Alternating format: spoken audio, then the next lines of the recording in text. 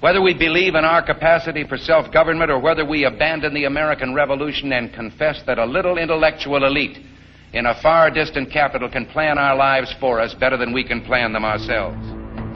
Give us more authority and more ability. All of this talk about rules, we make them up as we go along. A government can't control the economy without controlling people.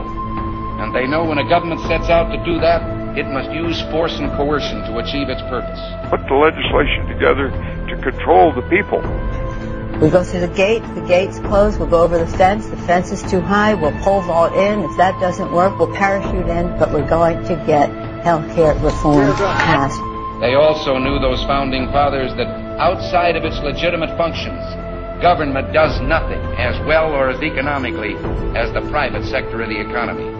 There needs to be a focus on an immediate increase in spending. I mean, I do think at a certain point you've made enough money. The more the plans fail, the more the planners plan.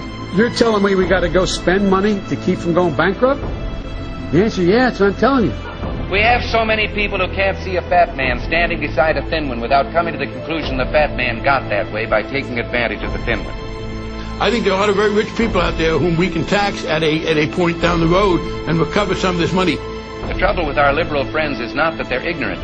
It's just that they know so much that isn't so. They'll be crying out for public options. It's the cost, I think, of having the kind of America that we want to have. Our natural unalienable rights are now considered to be a dispensation of government.